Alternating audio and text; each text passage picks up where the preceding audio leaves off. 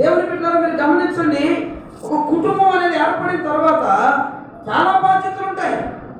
మరి హానోకు 65 సంవత్సరాలు జీవించిన తర్వాత ఒక కుమారుడికి జన్మనిచ్చాడు, మెతూషెలా. అవునా? ఆ తర్వాత తాను దేవుడితో నడిచిన సంవత్సరాలు ఎన్ని? ఈయనేదో దేవుడికి ఏదో చేశాడని, లేకపోతే ఇంకా ఏదైనా గొప్ప కార్యాలు చేశాడని ఇతని విశ్వాసం అలా రుజువుపరచబడలేదు. ఇతని యొక్క విశ్వాసము, ఇతడు కూడా విశ్వాస వీరుడు అని బైబిల్ ఎలా తెలియజేస్తుందంటే, ఇతడు తన జీవితంలో ప్రభువుని విడిచిపెట్టక దేవునితో సాగిపోవటం. హల్లెలూయా.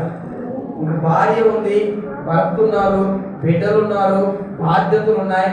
ఈ బాధ్యతల్లో నువ్వు చిక్కుపడకూడదు.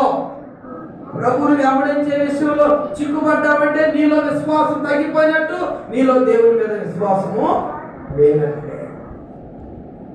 ఇవన్నీ ప్రతి మనిషికి ఉంటాయి. ఎన్నో కారణాలు చెబుతాం.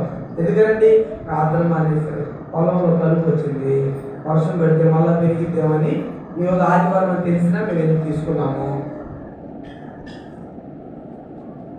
ఆలోచించి మీరు అనుకుంటారేమో నా గురించే చెప్పాడు, మీ గురించి నేను చెప్పలా.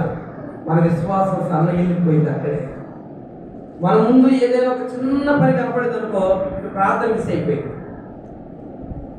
ఒక చిన్న ప్రయాణం కలమ ఉందనుకో, ఇక ఈ ఆదివారం కాదు కదా, ఏ వారం సరే మనం మర్చిపోతాం. అంటే ప్రభువుకు నువ్వు ఇచ్చే సమయం మీద కూడా నీ విశ్వాసం ఆధారపడుతుంది. తెలుసా నీకు?